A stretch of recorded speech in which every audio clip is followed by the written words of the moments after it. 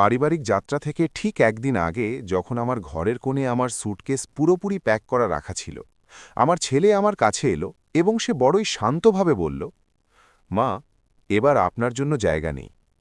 আমি সেই তালিকার দিকে তাকালাম। ৪২ জন আত্মীয় এবং বন্ধুর টিকিট বুক করা ছিল, কিন্তু সেই পুরো তালিকায় আমার নাম কোথাও ছিল না। সেই মুহূর্তে আমার রক্ত জমে গিয়েছিল। আমি কাঁদিনি, আমি কোনো হাঙ্গামা করিনি, শুধু আমি চুপ ছিলাম। যখন তারা সবাই এয়ারপোর্ট এবং বাসস্ট্যান্ডের জন্য বেরোল, তখন আমি এমন কিছু করলাম যার কথা তারা স্বপ্নেও ভাবেনি। আমার নাম মীরা এবং আমার বয়স ৬৩ বছর। গত ৫০ বছর ধরে আমার জীবনের প্রতিটি মুহূর্ত, আমার প্রতিটি সিদ্ধান্ত শুধু আর শুধুমাত্র একটি মানুষের চারপাশেই ঘুরত, আমার ছেলে রাহুল। জয়পুরের এই পুরনো কিন্তু শান্ত পাড়ায় মানুষ আমাকে একজন আদর্শ এবং সংস্কারী মা হিসেবে চেনে। আমি একটি স্কুলে পড়াতাম, রাত জেগে মানুষের জামাকাপড় সেলাই করতাম যাতে রাহুল কখনো এটা অনুভব না করতে পারে যে তার মাথায় পিতার ছায়া নেই। যখন সে মাত্র ৬ মাসের ছিল, তখন তার বাবা আমাদের ছেড়ে চলে গিয়েছিল। তিনি কখনো ফিরে তাকাননি, কখনো একটা পয়সাও পাঠাননি। আমি একার দমে তাকে বড় করেছি। নিজের আনন্দ, নিজের শখ, নিজের ঘুম সবকিছু রাহুলের ভবিষ্যতের ভিত তৈরিতে বিলিয়ে দিয়েছিলাম। যখন অন্য বাচ্চারা তাদের বাবা মায়ের সাথে ছুটি কাটাতে যেত, তখন আমি ওভারটাইম করতাম যাতে রাহুলের জন্য একটা নতুন সাইকেল কিনতে পারি। যখন সে অসুস্থ হতো, তখন আমি রাতভর তার শিয়রে বসে জলপট্টি দিতাম। আর আজ সেই রাহুলই আমাকে বলল যে তার সফরে আমার জন্য কোনো জায়গা নেই। এইসব গত মঙ্গলবার সকালে শুরু হয়েছিল। আমি রান্নাঘরে দাঁড়িয়ে প্রাতরাশের বাসন ধুয়ে নিচ্ছিলাম। কল থেকে পড়া জলের শব্দের মাঝে আমি রাহুলের পায়ের আওয়াজ শুনতে পেলাম। সে সেদিন খুব সকালেই আমার ঘরে চলে এসেছিল, যা নিজে থেকেই একটি অদ্ভুত ব্যাপার ছিল। ৩৮ বছরের রাহুল এখন তার স্ত্রী প্রিয়ার সাথে একটি নতুন এবং পশ এলাকায় থাকে, আর কোনো কাজ ছাড়া সে কখনো এত সকালে আমার সাথে দেখা করতে আসত না। সে ডাইনিং টেবিলের পাশে চেয়ার টেনে বসে পড়ল এবং নিজের আঙুল দিয়ে টেবিল চাপড়াতে লাগল।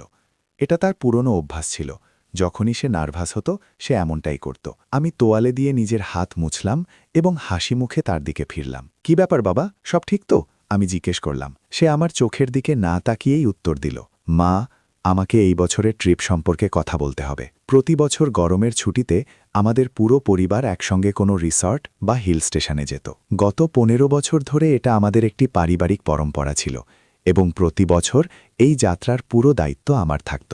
সবার জন্য খাবার বানানো, টিকিটের খেয়াল রাখা, ওষুধ প্যাক করা, বাচ্চাদের জন্য স্ন্যাক্স বানানো, এসব আমিই করতাম। আমার মনে হলো সে আমাকে সেই সব জিজ্ঞেস করতেই এসেছে। আমি উৎসাহ নিয়ে বললাম, হ্যাঁ বাবা, বল, এবার আমি কি বানিয়ে রেখে দেব? মঠুরি আর লাড্ডু বেঁধে দেব? রাহুল একটা দীর্ঘশ্বাস নিল এবং হঠাৎ তার গলায় এমন একটা রুক্ষতা চলে এলো যা আমি আগে কখনো শুনিনি। আসলে মা, এবার সবকিছু আলাদা হতে চলেছে। আমরা ঠিক করেছি যে আমরা সবাই একটা বড় লাক্সারি বাস বুক করে যাব, একটা গ্রুপ ট্যুরের মতো। খুব মজা হবে। আমার মন খুশিতে ভরে গেল। আমি বললাম, আরে বাহ, এটা তো খুবই ভালো ভাবনা। আমরা কবে বেরোচ্ছি? রাহুল অস্বস্তিতে গলা ঝাড়ল। এখানেই একটা ছোট সমস্যা আছে মা, বাসে সিটের সংখ্যা সীমিত। আমরা ৪২ জনের বুকিং পাকা করে ফেলেছি এবং তাতে এখন আর কোনো জায়গা বাকি নেই। আপনার জন্য জায়গা নেই। তার এই কথাগুলো আমার মস্তিষ্ক পর্যন্ত পৌঁছাতে কয়েক সেকেন্ড সময় লেগে গেল। আমার হাত থেকে সেই চীনামাটির কাপটি, যেটি আমি এইমাত্র ধুয়ে মুছছিলাম, পিছলে গিয়ে মেঝেতে পড়ে গেল। ছনছন করে শব্দ হলো এবং কাপের ডজনখানেক টুকরো মেঝেতে ছড়িয়ে পড়ল। ঠিক যেমন সেই মুহূর্তে আমার বুকের ভেতরে আমার হৃদয় ভেঙে চুরমার হয়ে গিয়েছিল। আমি কিছু বুঝলাম না। আমি মেঝেতে ছড়িয়ে থাকা টুকরোগুলোর দিকে তাকিয়ে ফিসফিস করে বললাম, ৪২ জন যাচ্ছে, কিন্তু আমার জন্য জায়গা নেই। রাহুল তৎক্ষণাৎ নিজের চেয়ার থেকে উঠে দাঁড়াল। সে পরিষ্কারভাবে এই পরিস্থিতি থেকে পালাতে চাইছিল। দেখুন মা, এইবার আমরা চাইছি ট্রিপটা একটু বেশি ডাইনামিক হোক, মানে অল্প বয়সী লোকজন, বেশি শোরগোল, চড়া মিউজিক।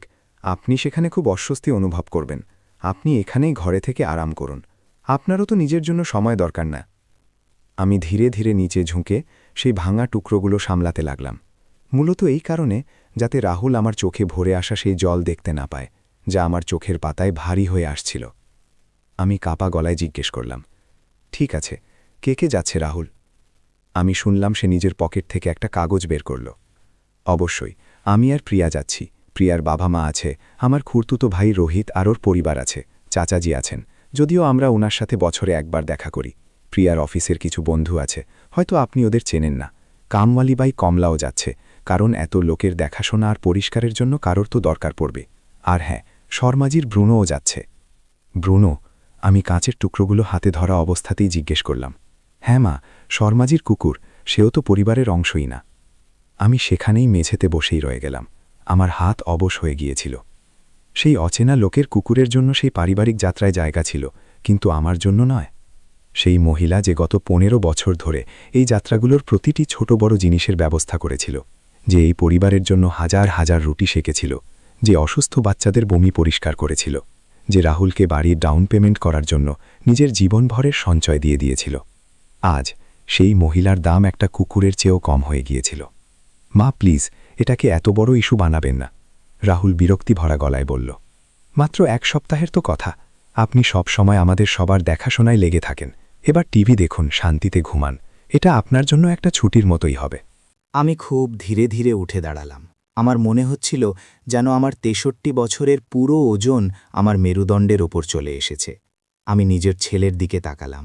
সেই মানুষটি যে জন্মানোর পর থেকে আমার পুরো দুনিয়ার কেন্দ্রবিন্দু ছিল, আজ আমি তাকে প্রথমবার তার আসল রূপে দেখলাম। আমি দেখলাম কিভাবে সে আমার নজর এড়িয়ে যাচ্ছিল, কিভাবে সে বারবার নিজের ঘড়ি দেখছিল, যেন আমার দুঃখ তার কাছে শুধুমাত্র সময়ের অপচয়। আমি খুব শান্ত গলায় তাকে জিজ্ঞেস করলাম, তুমি কি সবাইকে বলে দিয়েছ যে আমি যাচ্ছি না? রাহুল মাথা নাড়ল। হ্যাঁ, প্রিয়ার মনে হলো এটাই সঠিক হবে, যাতে শেষ সময়ে কোনো অস্বস্তিকর পরিস্থিতি তৈরি না হয়। প্রিয়া? অবশ্যই, এটা আমার বৌমারই ভাবনা ছিল। গত 8 বছর ধরে যখন থেকে রাহুলের সাথে তার বিয়ে হয়েছিল, আমি দেখেছিলাম কিভাবে সে খুব চালাকির সাথে আমাকে আমারই ছেলের জীবনের এক পাশে ঠেলে দিচ্ছিল। প্রথমে পারিবারিক ডিনার আমার বাড়ি থেকে তাদের বাড়িতে শিফট হলো। তারপর বড় সিদ্ধান্তে আমার মতামত নেওয়া বন্ধ করে দেওয়া হলো। আর আমি জিনিসগুলো তখন জানতে পারতাম যখন সেগুলো আগে থেকেই ঠিক হয়ে থাকত। আর এখন আমি বুঝে গেলাম। আমার মুখ থেকে শুধু এটুকুই বেরোলো। রাহুলের মুখে একটা স্বস্তির নিঃশ্বাস দেখা গেল। আমি জানতাম মা, আপনি ঠিক বুঝে যাবেন। আপনি দুনিয়ার সবথেকে ভালো মা। সে এগিয়ে এলো এবং আমার গালে একটা দ্রুত চুমু খেলো। এটা সেই ধরনের চুমু যা আপনি তখন করেন যখন আপনি কারো থেকে যত তাড়াতাড়ি সম্ভব পিছু ছাড়াতে চান। আমরা কাল ভোরে খুব তাড়াতাড়ি বেরোচ্ছি, তো হয়তো আমরা আপনার সাথে দেখা করতে পারবো না। নিজের খেয়াল রাখবেন। আর ব্যাস, বিনা কোনো আর সাফাই দিয়ে সে সেখান থেকে চলে গেল।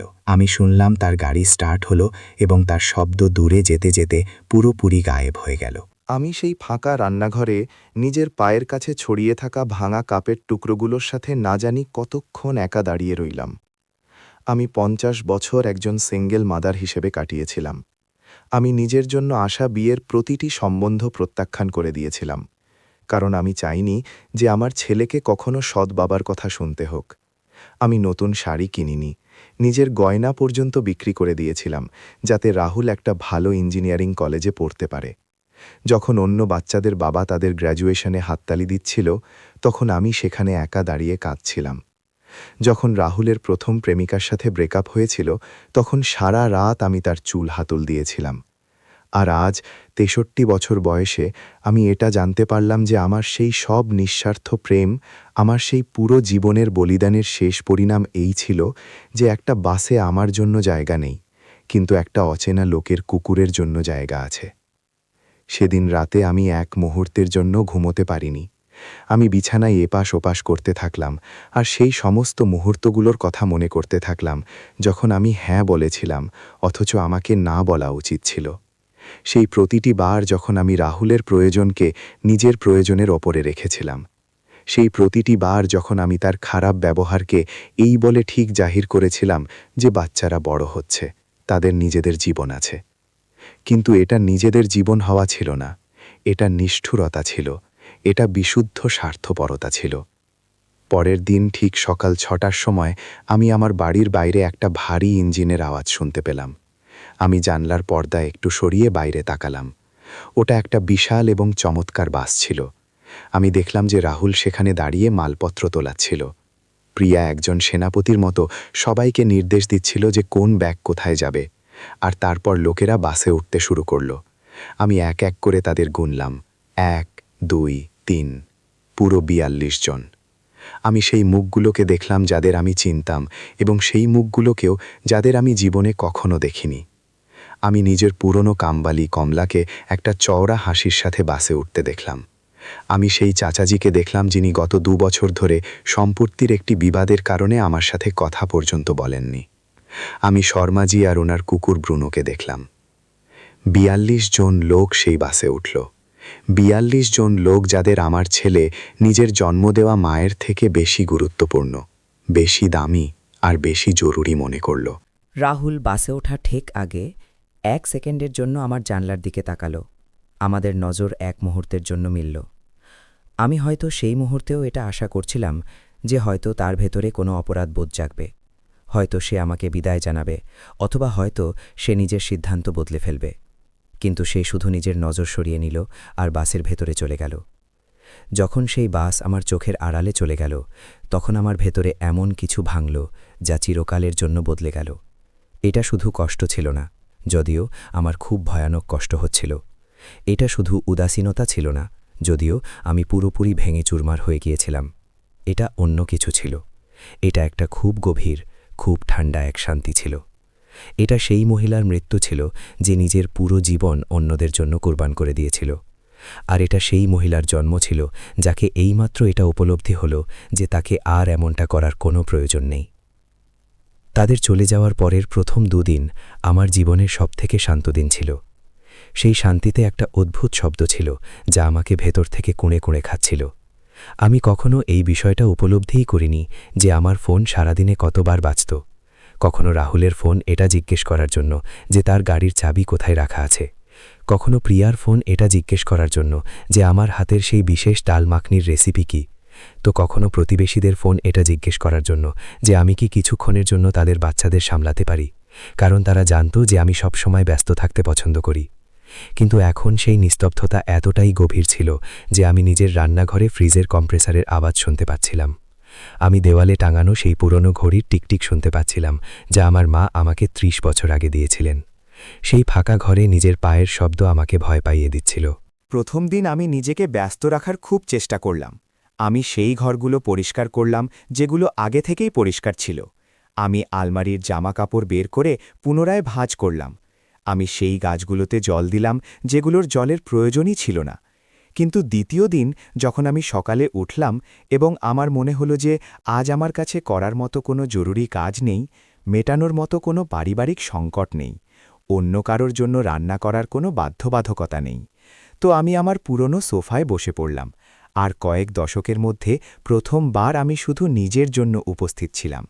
সেই মুহূর্তটা খুব ভয়ানক ছিল। 50 বছর ধরে আমার পরিচয় পুরোপুরি রাহুলের মা হওয়ার মধ্যেই সীমাবদ্ধ ছিল। মীরা যে সবসময় পাওয়া যায়, মীরা যে কখনো কোনো কাজের জন্য না বলে না, মীরা যে সবার প্রতিটি সমস্যার সমাধান বের করে দেয়, সেই দায়িত্ব ছাড়া আমি আসলে কে ছিলাম? আমার নিজের অস্তিত্ব একটা খালি খামের মতো মনে হতে লাগল। তৃতীয় দিন আমি এমন কিছু করার সিদ্ধান্ত নিলাম যা আমি মাসখানেক নয় বরং বছর ধরে এড়িয়ে যাচ্ছিলাম। ছাদে তৈরি সেই পুরনো স্টোর রুমের পরিষ্কার। সেখানে দশকের স্মৃতি, পুরনো বাক্স আর না জানি কত এমন মালপত্র পড়েছিল যার মুখোমুখি হওয়ার সাহস আমি কখনো জোগাতে পারিনি। সব সময় কোনো না কোনো অজুহাত থাকত। কখনো রাহুলের কোনো কাজে আমার সাহায্যের দরকার হতো, কখনো বাড়িতে কোনো অতিথি চলে আসত, অথবা কখনো আমি পরিবারের দেখাশোনা করতে করতে এতটাই ক্লান্ত হয়ে যেতাম যে সিঁড়ি ওঠার আমার সাহসই হতো না। কিন্তু আজ কোনো অজুহাত ছিল না। আমি ধীরে ধীরে ছাদের সিঁড়ি উঠতে লাগলাম। আমার হাঁটুতে প্রতিটি পদক্ষেপের সাথে একটা হালকা ব্যথা উঠছিল, যা আমার বয়স আর আমার ক্লান্তি দুটোরই সাক্ষ্য দিচ্ছিল। যখন আমি স্টোর রুমের মরচে ধরা দরজা খুললাম, তখন ভেতরে একটা অদ্ভুত গুমোট আর ফিনাইলের গুলির গন্ধ আমাকে স্বাগত জানালো। ছোট জানলা দিয়ে চুইয়ে আসা রোদে ধূলিকণা নাচছিল। আমি কাঠের মেঝেতে বসে পড়লাম, আর আমি সামনে রাখা প্রথম লোহার বাক্সটি খুললাম। তাতে ছবি ছিল, হাজার হাজার ছবি। ছোটবেলার রাহুল, স্কুলের প্রথম দিনের রাহুল, প্রতিটি জন্মদিন, প্রতিটি গ্র্যাজুয়েশন, তার জীবনের প্রতিটি গুরুত্বপূর্ণ মুহূর্ত সেই ছবিগুলোতে বন্দী ছিল। কিন্তু সেই হাজার হাজার ছবির মধ্যে আমি হয়তো কোনো ছবিতেই ছিলাম না। আমি সবসময় ক্যামেরার পেছনে থাকা মানুষ ছিলাম, আর যদি কোনো ছবিতে আমাকে দেখাও যেত তবে সেটা সবসময় এক কোণায় হতো, হাসি খুশি কিন্তু পরিষ্কারভাবে ক্লান্ত। আমার চোখের তলার সেই কালো দাগগুলো সেই অগণিত রাতের কাহিনী বলছিল, যা আমি নিজের অসুস্থ ছেলের দেখাশোনা করতে গিয়ে অথবা নিজের সেলাই মেশিনের উপর ঝুঁকে অন্যের জামাকাপড় সেলাই করতে করতে কাটিয়েছিলাম। আমি একটা ছবি পেলাম, যাতে 7 বছরের রাহুল নিজের নতুন সাইকেলের সাথে দাঁড়িয়েছিল। আমার সেই দিনটা খুব ভালোভাবে মনে আছে। সেই সাইকেলটা কেনার জন্য আমি 3 মাস ধরে লাগাতার 2 শিফটে কাজ করেছিলাম। আমি নিজের সোনার সেই 2 চুড়িও বন্ধক রেখে দিয়েছিলাম, যা আমার শাশুড়ি মা আমাকে দিয়েছিলেন। ছবিতে রাহুল খুশিতে জ্বলজ্বল করছিল, কিন্তু আমি তাতে ছিলাম না। আমি সবসময়কার মতো সেই খুশিটাকে শুধু দেখছিলাম, সেটাকে বাঁচছিলাম না। আমি সেই স্মৃতিগুলোকে উল্টে দেখছিলাম, যে তখনই আমার নজর একটা খুব পুরনো আর মোটা খয়েরি রঙের খামের উপর পড়ল। সেই খামের উপর আমার সর্দীয় পিতার হাতের লেখায় আমার নাম লেখা ছিল, আমার প্রিয় মেয়ে মীরার জন্য। আমার হাত কাঁপতে লাগল। আমার বাবার মৃত্যু 6 বছর আগে হয়েছিল। আমি ধীরে ধীরে সেই খামটি খুললাম। তার ভেতরে অনেকগুলো আইনি নথিপত্র ছিল। জমির কাগজ, কিছু পুরনো এগ্রিমেন্ট আর 5 বছর পুরনো ব্যাংকের স্টেটমেন্ট। যেমন যেমন আমি সেগুলো পড়তে লাগলাম, আমার হৃৎস্পন্দন বেড়ে যেতে লাগল। আমার বাবা নিজের পেছনে আমার নামে 2 সম্পত্তি ছেড়ে গিয়েছিলেন, একটা মূল বাজারে তৈরি একটি বাণিজ্যিক দোকান এবং শহরের বাইরের এলাকায় একটি বাড়ি, যা ভাড়ায় দেয়া ছিল। নথিপত্র অনুযায়ী এই 2 সম্পত্তি থেকে প্রতি মাসে প্রায় 80,000 টাকা ভাড়া আসত। 80,000 টাকা মাস, এমন একটা টাকা যার চেহারা আমি আজ পর্যন্ত দেখিনি। আমার শ্বাস আটকে আসতে লাগল। এমনটা কিভাবে হতে পারে যে আমার এই বিষয়ে কিছুই জানা নেই? আমি ঘাবড়ে গিয়ে কাগজপত্রগুলো আরও উল্টে দেখলাম। তখনই আমি একটা চিঠি পেলাম। এই চিঠি উকিল শর্মাজির পক্ষ থেকে রাহুলকে লেখা হয়েছিল এবং এতে 4 বছর আগের তারিখ দেওয়া ছিল। আমি কাঁপা হাতে সেই চিঠিটি খুলে পড়তে শুরু করলাম। তাতে লেখা ছিল, প্রিয় রাহুলজি, যেমনটা আমাদের গত মঙ্গলবারের বৈঠকে ঠিক হয়েছিল, আমরা আপনার দ্বারা যাওয়া পাওয়ার অফ অ্যাটর্নি মুক্তারনামা এর ট্রান্সফারের প্রক্রিয়া এগিয়ে নিয়ে যাচ্ছি। আপনার মাতা শ্রীমতী মীরাজির সম্পত্তি থেকে হওয়া আয় সরাসরি সেই ব্যাংক অ্যাকাউন্টে জমা করা হবে, যা আপনি আমাদের বলেছেন। যেমনটা আপনি বলেছেন যে এটা ওনারই ইচ্ছে। যদিও আমি এই বিষয়ে জোর দিতে চাইব যে আপনার মাতাজিকে ব্যক্তিগতভাবে এসে এই আইনি নথিগুলোতে স্বাক্ষর করতে হবে। কেওয়াইসি এর নিয়ম অনুযায়ী ওনার শারীরিক উপস্থিতি বাধ্যতামূলক। এখন পর্যন্ত আমরা কেবল সেই নথিগুলোই পেয়েছি যাতে আপনি বলছেন যে তিনি স্বাক্ষর করেছেন, কিন্তু আমাদের আইনি প্রক্রিয়াকে পুরোপুরি বৈধ বানানোর জন্য একবার ওনার সাথে সামনাসামনি দেখা করতেই হবে। আমার হাতের কম্পন এখন পুরো শরীরে ছড়িয়ে পড়েছিল। চিঠিতে আরও লেখা ছিল, আমি গত 4 বছরের ব্যাংক স্টেটমেন্টও সাথে পাঠাচ্ছি। যেমনটা আপনি দেখতে পাচ্ছেন, প্রতি মাসে 80,000 টাকার আয় লাগাতার আপনার অ্যাকাউন্টে আসছে। আমরা আশা করি যে এই টাকাগুলোর ব্যবহার আপনার মাতাজির দেখাশোনা আর ওনার মঙ্গলের জন্যই করা হচ্ছে, যেমনটা আপনি আমাদের কাছে জমা দেওয়া নথিগুলোতে দাবি করেছেন। 80,000 টাকা মাস, 12 মাস, 4 বছর। আমি আমার মাথায় হিসেব করলাম, প্রায় 38 লাখ টাকা। গত 4 বছর ধরে রাহুল প্রতি মাসে সেই টাকা নিজের অ্যাকাউন্টে নিচ্ছিল, যা আইনি এবং নৈতিকভাবে আমার ছিল। আমি সেই ধুলোমাখা স্টোর রুমের মেঝেতে বসে রইলাম। আমার চারদিকে সেই জীবনের স্মৃতি ছড়িয়ে ছিটিয়েছিল, যাকে আমি পুরোপুরি নিজের ছেলেকে উৎসর্গ করে দিয়েছিলাম। আর আমার হাতে সেই কথার পাকা প্রমাণ ছিল যে সেই ছেলে বছরের পর বছর ধরে আমাকে লুট করছিল। আমার মনে পড়ল সেই গত 4 বছর যখন আমি টাকার অভাব সহ্য করেছিলাম, যখন আমার দাঁতে ভয়ানক ব্যথা ছিল আর রুট ক্যানালের খরচ তোলার জন্য আমার কাছে টাকা ছিল না। তখন আমি ব্যথার ওষুধ খেয়ে 6 মাস কাটিয়ে দিয়েছিলাম। যখন রাহুল আমার কাছে নিজের নতুন বাড়ির ডাউন পেমেন্টের জন্য সাহায্য চেয়েছিল, তখন আমি আমার মায়ের দেওয়া শেষ সোনার চেন বিক্রি করে তাকে 5 লাখ টাকা দিয়েছিলাম। আর এই সব কিছু তখন হচ্ছিল যখন সে প্রতি মাসে আমার নামের 80,000 টাকা চুপচাপ নিজের অ্যাকাউন্টে ফেলছিল। আমি বাক্সটি আরও খুঁটিয়ে দেখলাম। এখন আমার উদ্দেশ্য বদলে গিয়েছিল। আমি উকিল শর্মাজির আরও চিঠি পেলাম, এবং প্রতিটি চিঠি আগের চিঠির থেকে আরও কড়া ভাষায় লেখা হয়েছিল। প্রতিটি চিঠিতে আমার ব্যক্তিগতভাবে এসে স্বাক্ষর করার দাবি করা হয়েছিল। আজ থেকে ঠিক 2 বছর আগে লেখা শেষ চিঠিতে লেখা ছিল যে কারণ আপনার মাতাজি ব্যক্তিগতভাবে এসে নিজের পরিচয় যাচাই করতে পারেননি, তাই আমরা ভাড়ার টাকা আপনার অ্যাকাউন্টে ট্রান্সফার করা অবিলম্বে বন্ধ করে দিয়েছি। যতক্ষণ না আইনি স্থিতি পরিষ্কার হচ্ছে, ততক্ষণ সমস্ত টাকা একটি এসক্রো সুরক্ষিত অ্যাকাউন্টে জমা হতে থাকবে। এর মানে এই ছিল যে গত 2 বছরের টাকা, যা প্রায় 20 লাখ টাকার কাছাকাছি ছিল, কোনো ব্যাংক অ্যাকাউন্টে আমার জন্য অপেক্ষা করছিল। কিন্তু রাহুল আমাকে কখনো এই বিষয়ে একটি শব্দও বলেনি। সে কখনো আমার বাবার কথা উল্লেখ করেনি, কখনো সেই সম্পত্তিগুলো নিয়ে কথা বলেনি। আর যখনই আমার আর্থিক সাহায্যের দরকার পড়েছে, সে সবসময় আমাকে এটা অনুভব করিয়েছে যে আমি তার ওপর একটা বোঝা। তখনই নিচ থেকে আমার ফোনের ঘণ্টি বাজার শব্দ এলো। এক মুহূর্তের জন্য আমার মন তেমনই ধরফর করে উঠল যেমনটা সবসময় রাহুলের ফোন এলে হতো। কিন্তু এইবার কিছু বদলে গিয়েছিল। এইবার আমি ছুটে ফোন তুলতে গেলাম না। আমি সেখানেই সেই ধুলোমাখা ঘরে বসে রইলাম, নিজের ছেলের প্রতারণার সেই সমস্ত প্রমাণের মাঝখানে। ফোন বাজা বন্ধ হল, আবার বাজল, আর ফের বাজল। অবশেষে আমি ধীরে ধীরে সিঁড়ি দিয়ে নিচে এলাম। ফোনের স্ক্রিনে লেখা ছিল রাহুল কলিং, আর সাথে 6টি মিসড কল ছিল, 3টি মেসেজও ছিল। মা, ফোন তুলুন। মা, আমাকে আপনার সাথে খুব জরুরি কথা বলতে হবে। মা, আপনি ফোন কেন তুলছেন না? নিজের পুরো জীবনে প্রথমবার আমি রাহুলের কোনো কাল্পনিক সমস্যা সমাধানের জন্য দৌড়ালাম না। এর বদলে আমি নিজের জন্য 1 কাপ চা বানালাম এবং শান্তিতে চেয়ারে বসে ভাবতে লাগলাম। 4 বছর ধরে আমার ছেলে আমার টাকা চুরি করেছিল। সে আইনি নথিপত্রে আমার জাল সই করেছিল। সে আমার বাবার সম্পত্তি নিয়ে আমার সাথে মিথ্যে বলেছিল। আর এই সব কিছু সে তখন করেছিল যখন আমি পাই পয়সার মুখাপেক্ষী ছিলাম, যখন আমি তাকে আমার জমানো পুঁজি থেকে ঋণ দিচ্ছিলাম, যখন আমি এই কথাতে ভয় পেতাম যে কোথাও বার্ধক্যে আমি তার ওপর আর্থিকভাবে বোঝা না হয়ে যাই। ফোন আবার বাজল। এইবার আমি ফোন তুলে নিলাম। মা, ভগবানের শুকুর। রাহুলের গলা খুব উদ্বেগে ভরা মনে হচ্ছিল, প্রায় হতাশ। আমি সকাল থেকে আপনাকে ফোন করছি, আপনি কোথায় ছিলেন? আমি কিছু কাজে ব্যস্ত ছিলাম। আমি এমন এক শান্তির সাথে উত্তর দিলাম যা আমাকে নিজেকেই অবাক করে দিল। দেখুন মা, একটা ছোট সমস্যা হয়ে গিয়েছে, আর আমার আপনার সাহায্য চাই। কিছু আইনি কাগজপত্র আছে যাতে আমাকে তখনই আপনার দস্তখত চাই। এটা দাদাজির ছেড়ে যাওয়া কিছু পুরনো সম্পত্তির ব্যাপারে। খুব একঘেয়ে আইনি কথাবার্তা, কিন্তু উকিল বলছে যে সমস্ত কাগজপত্রের কাজ পুরো করার জন্য আপনার আসল স্বাক্ষরের দরকার। তার এই ধৃষ্টতা আমার শ্বাস রোধ করে দিল। 4 বছর ধরে আমাকে লুট করার পর এখন সে আমাকে ট্রিপের মাঝখান থেকে ফোন করছিল। সে এই নাটক করছিল যে সে এইমাত্র এই সম্পত্তিগুলোর কথা জানতে পেরেছে, যাতে সে আমাকে বোকা বানিয়ে সেই নথিপত্রগুলোতে স্বাক্ষর করিয়ে নিতে পারে, যা তার এই প্রতারণাকে আইনি রূপ দিয়ে দেবে। কী ধরনের সম্পত্তি?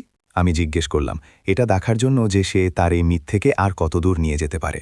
আমার কাছে পুরো তথ্য নেই মা, আপনি তো জানেনই যে এই আইনি বিষয়গুলো কত জটিল হয়। কিন্তু উকিল বলছে যে যদি আমরা এটা তাড়াতাড়ি না মেটাই তবে আমরা সবকিছু হারাতে পারি। যখন আমি ট্রিপ থেকে ফিরে আসব তখন কি আপনি আমার সাথে ব্যাংকে যাবেন? আমি আপনাকে বাড়ি থেকে পিক করে নেব। রাহুল, আমি খুব ধীরে বললাম, তুমি কি এটা বলছো যে তুমি এই সম্পত্তিগুলোর বিষয়ে এইমাত্র জানতে পেরেছ?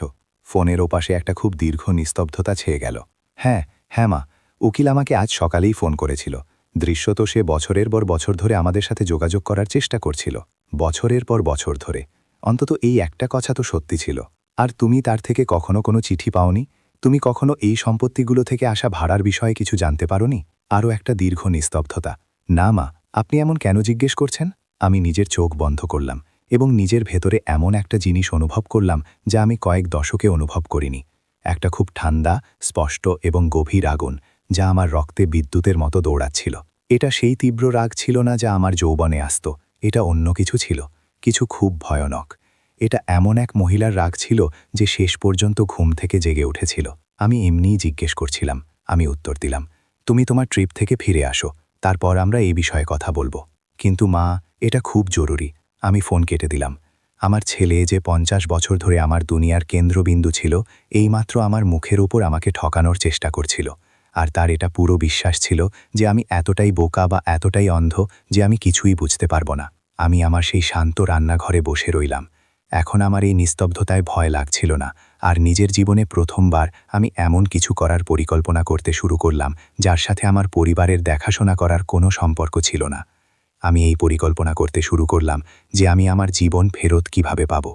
বৃহস্পতিবার সকালে যখন আমার চোখ খুলল, তখন আমার মাথায় এমন একটা স্পষ্টতা ছিল যা আমি কয়েক বছরে অনুভব করিনি।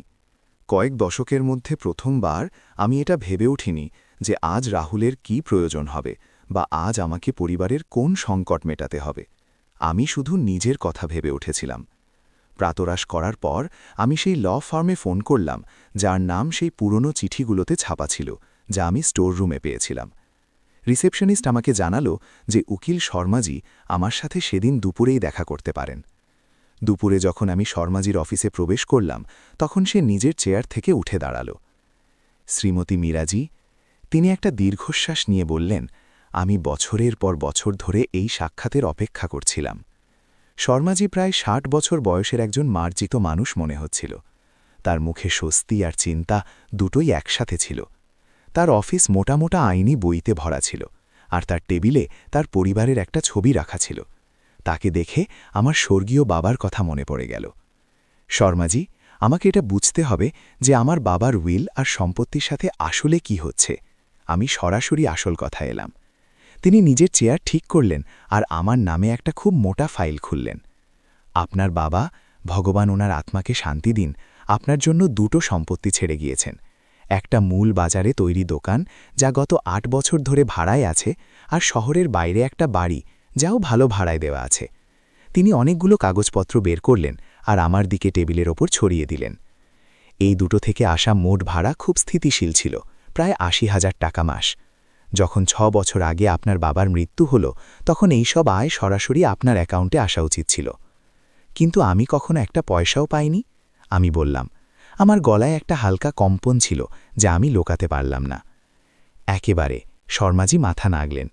৪ বছর আগে আপনার ছেলে রাহুল আমাদের কাছে কিছু নথিপত্র নিয়ে এসেছিল যাতে আপনার স্বাক্ষর ছিল।